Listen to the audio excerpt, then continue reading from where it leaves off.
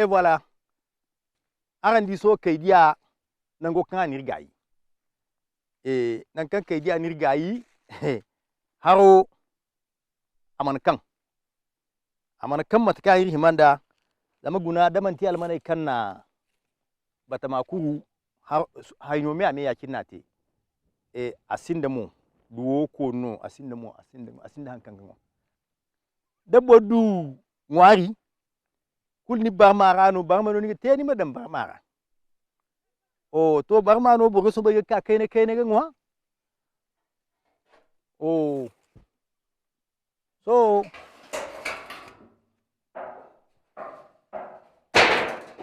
da kai dia bo riyon barmo iga da no kalama ko yinga mefo kalyon lara amma kan kai dia man bo so daba daino dabu oh so daba daino dabu woni woni ya gal suru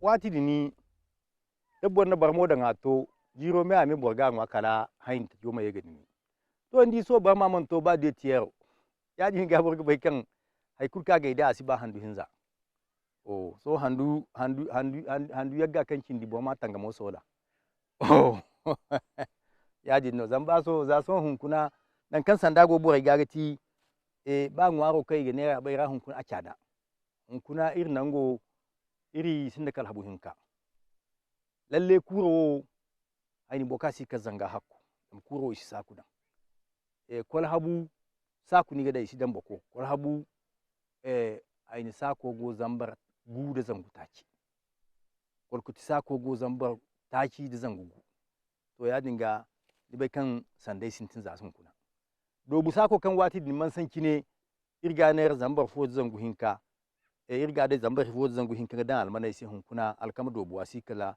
zambar fo zangu irme kino an kan da sanda yo kai dia changement climatique nga daino kanda changement climatique kan haro marka zam harino ga kala bura man killa bayno talkafa ma guna faro me ame birginu man tilla bayno talkafa harino man kan ga hayno ti dan guna faramai kitte ko banda faramai kitte hariman ba kan ibo oh hariman ba kan ibo amma lalle ruwa kai si kan ba ko ruwa gurjei turo kan dare ima ko kage turai hewu gane ama da turai du magani ima batama dabu yadi haliri ko kan se to kanai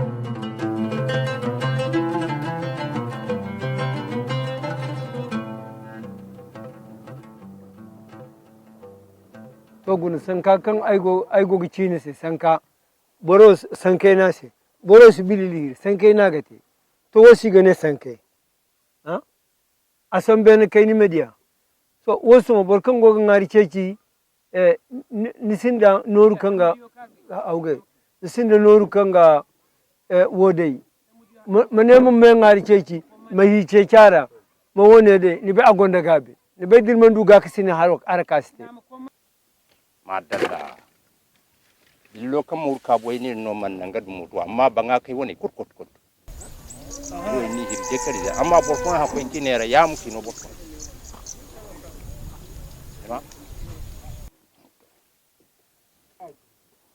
zama isai bu ta so na isai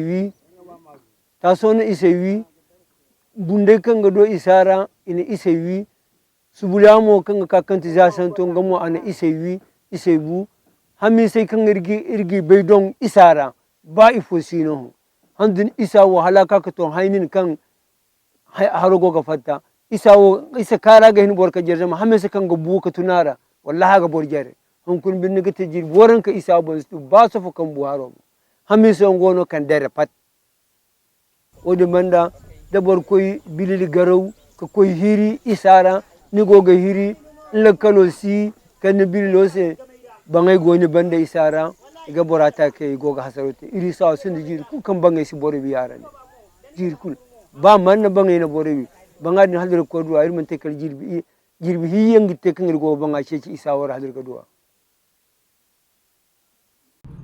andu nyano barmai watini irsu wobai zama watini ba san dai no ka yakine gwamnan to no kabdan irse amma haran sanda wodumu irma na baike diya zama lokaci yan gono kan hamisa wo son wakina wo kulu irgudu wa kaina asibano zambar kan gudu kilo zongo hinka ni gudu kilo wa hafu ni bai ni go gudu kaina to haran wo za konnor no hamisa kai kan borkun no sigi diya irgi son ay kay ngo kan de kan yewo ay jirbi ta ke go ko goro kal hon kur kan ikari sekene kan niya ni jinno ni di her kanka wo mana ga windi ngayandi ni ma nere ni muduwar herfo hamisa za koyi ga irma dai zangu taki ifo yamma ne kal zangu takin da waigu sanda waigi zano ne kaka keke dan naga lasi dan har ni man du dai ko han ni man du barkan da dai ni gan naga lasi dan ba da lafon su duwa kan ga tebo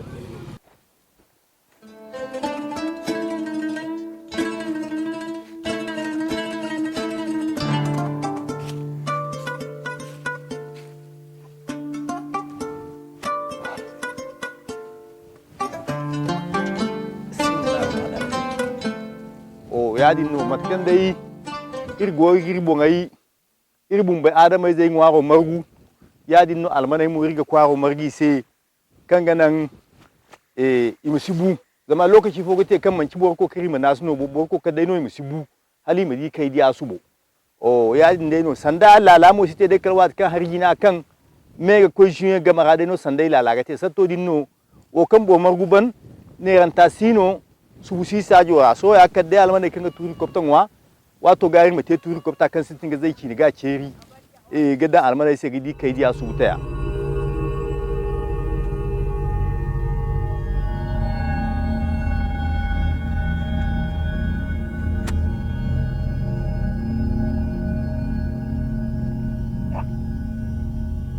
inni hawago hala metar waita kin ditaki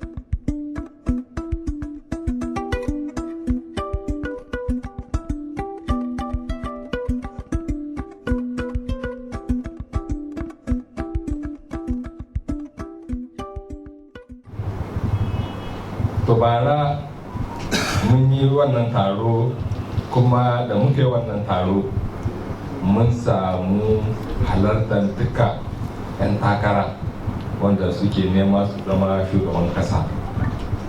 Yawa daga cikinsu sun zo kun yi musu tambayoyi kun gaya musu matsaloli wanda kuke fuskanta kuma kun tambaye su abinda za su yi idan suka samu iko.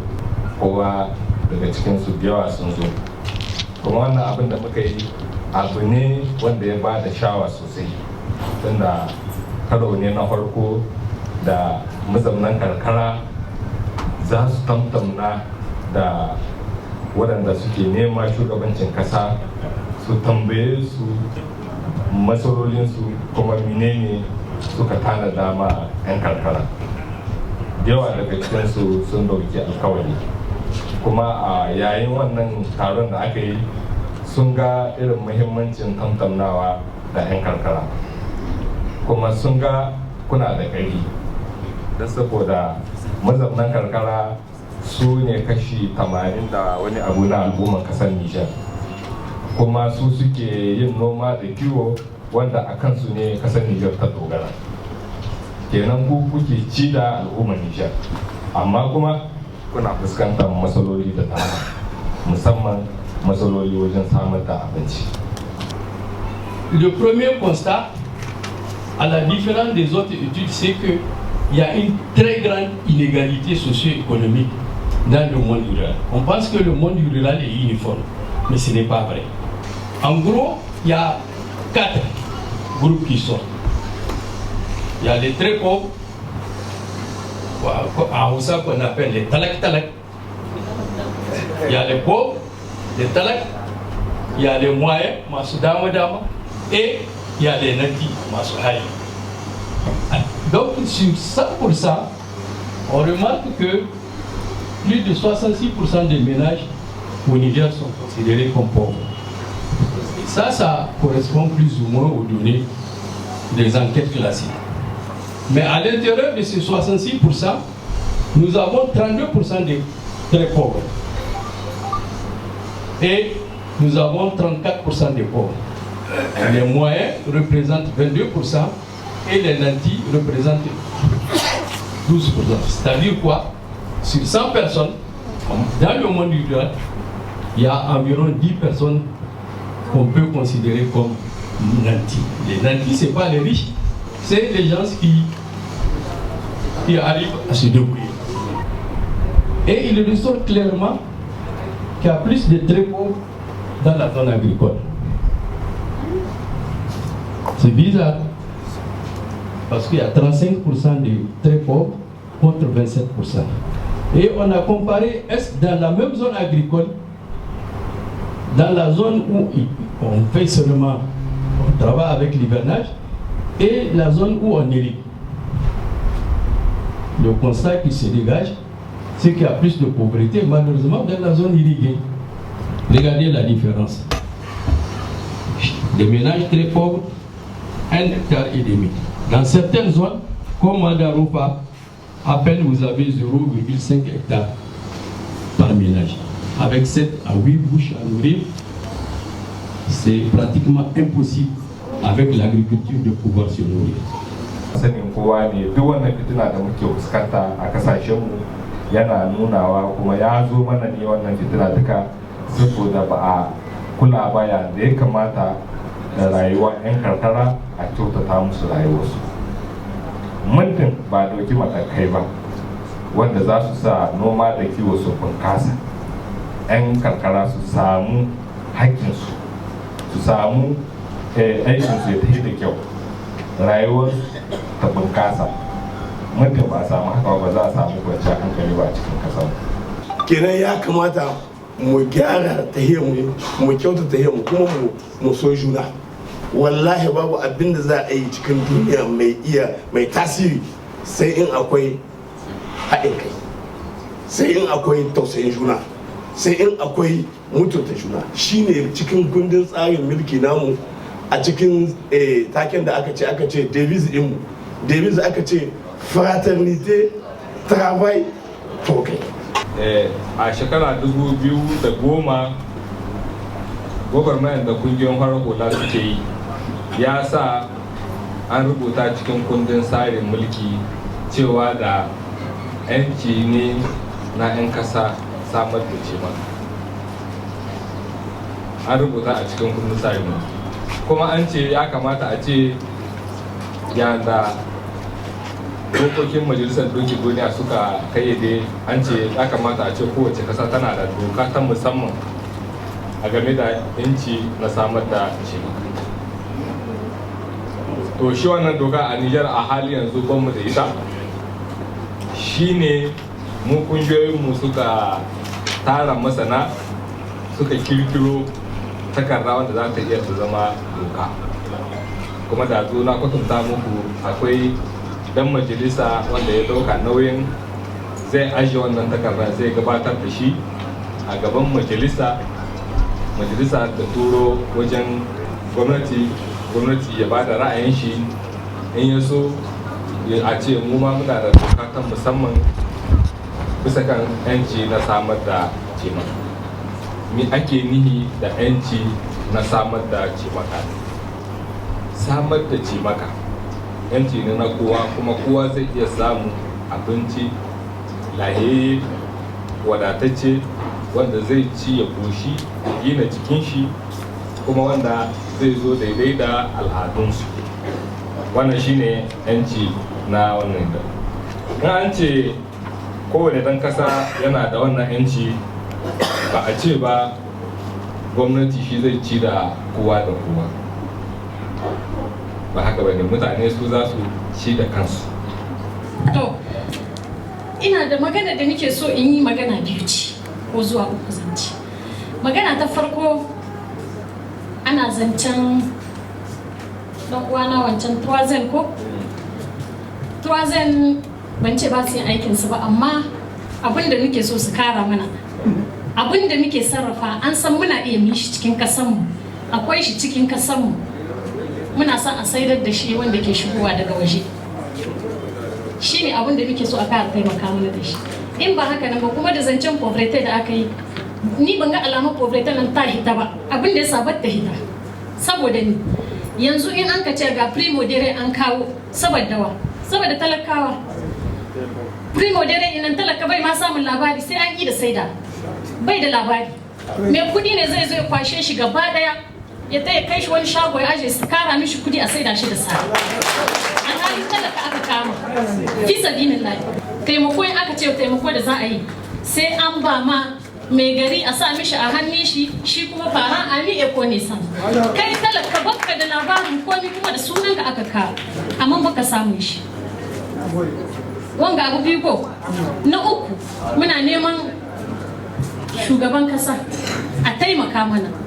Yanzu jiji da ake kawo, mu nan mu iya miji na ciral da kanmu mu saida mu karu, kenan in an ka bari mun ka gyara mu namu na gida ana sayan shi gurin mu, talauci zai rage ga wasu mutane. Tun daga Bene zuwa Difa gaskiya babu wannan ruwa ya hana mu noma, kuma a ce mu wannan an zo an ci gaba mutan sauya mun din magani wallahi. Da an ga taimako Difa babu lebara da ka tsuke hadiya Difa.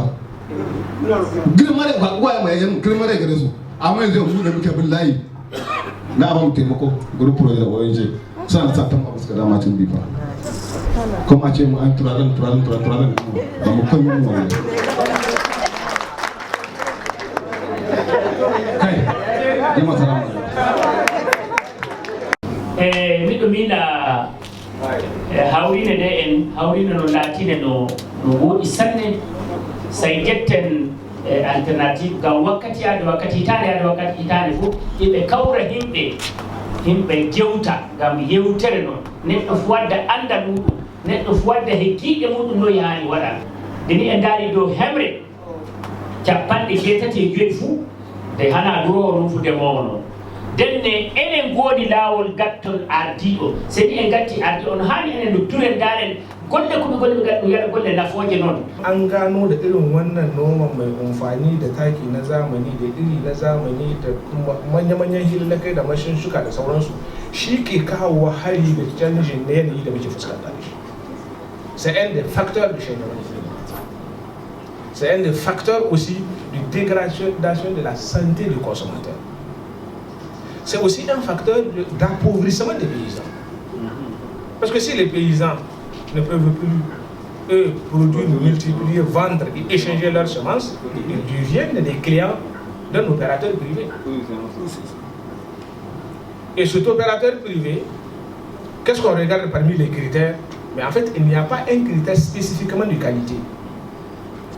Ces types de modèles sont décriés là où on pense qu'ils ont réussi.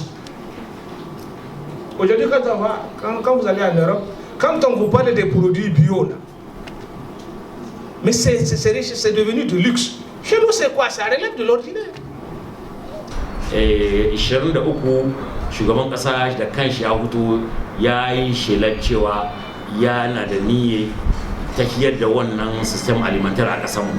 Kenan a yanzu lalle manyan mu sun ɗauki niyya, to amma gaskiya babu kayan cika wannan niyya. Menene babu kayan cika niyya? Saboda ku mu ba wanda aka faɗi ma, ba wanda aka bayyana ma, aka kwatanta mishi cewa menene ake nihi da wannan system alimentar. Har yanzu an su gani suke kawai tsari ne wannan na Niger da Niger. Shi kuma ya yi karin wannan, abu ne wannan na shekara aru. Comme les précédents intervenants l'ont évoqué, nous portons le projet de loi cadre sur le droit à l'alimentation au Niger et qui a été transmis au gouvernement, qui a d'ailleurs donné son avis ce soir. En attendant de le connaître, je voudrais dire deux choses qui me paraissent importantes. Ces droits, c'est une conquête que nous voulons transformer en réalité, lui donner un contenu. Parce qu'avant même cette proposition de loi, le Niger s'était engagé dans le cadre d'impact international sur les droits économiques et sociaux à concrétiser et à donner un effet à ces droits-là depuis plus de 30 ans. Depuis donc plus de 30 ans, le Niger aurait pu avoir cette loi que nous proposons aujourd'hui et qui a été travaillée sérieusement par les organisations de la société civile. Ensuite, il y a eu la constitution de notre pays qui a aujourd'hui plus de 11 ans et qui a élevé ces droits-là en une norme constitutionnelle, donc à la norme la plus élevée dans notre ordonnancement institutionnel. Et dans cette même constitution, il était dit qu'une loi organique ou une loi à cet effet devait être votée depuis 2013. Cette loi n'a pas été votée. Il y a donc, pendant ce temps-là, des organisations comme Alternative Espace Citoyen qui ont fait un travail de terrain, qui ont fait un travail des chercheurs, qui ont utilisé les contributions des citoyens et des organisations partenaires pour élaborer un texte de loi qui nous paraît sérieusement fait. Nous l'avons repris, nous avons travaillé en apportant quelques modifications, quelques amendements pour en faire une loi cadre. Donc si nous réussissons à faire voter cette loi, nous aurions avancé dans le combat pour la dignité de l'homme parce qu'il s'agit de l'alimentation. On ne peut pas envisager l'existence de l'être humain sans une alimentation saine et suffisante. Notre appel, c'est vraiment le soutien de tous les députés, quel que soit le bord. Nous avons choisi le droit à l'alimentation des Nigériens. Nous souhaitons que chacun donne sa contribution pour que nous puissions la voter. Le deuxième appel, c'est de dire que c'est un dialogue jusqu'à ce que la loi soit votée. Ceux qui ont des amendements, ceux qui ont des enrichissements, des contributions pour que la loi soit meilleure, soit efficace, ils sont les bienvenus pour faire en sorte que cette loi soit une loi utile pour notre pays. Bon, nous sommes satisfaits parce que le président s'est montré quand même ouvert. Notre appréhension, c'est concernant la décision que le gouvernement peut annoncer sur la proposition de la loi. Là-dessus, je pense que le président, en tout cas pour lui, la porte reste ouverte. Donc on s'en tient à ça. Nous-mêmes, on n'a pas eu encore le contenu de la décision, donc on continue à espérer que la proposition va être discutée et que cette discussion va être l'occasion aussi d'avoir un consensus au moins dans notre pays sur quelque chose qui est essentiel, à savoir mettre tout en œuvre pour que les Nigériens soient protégés contre la faim. La loi est un outil important. La loi seule ne suffit pas. Il y a les politiques, il y a le financement, il y a tout ce qui a lieu de faire. Et il faut que notre volonté de lutter contre la faim, qui est partagée par tout le monde, soit actée et matérialisée par un texte qui engage tout le monde sur ce chemin-là.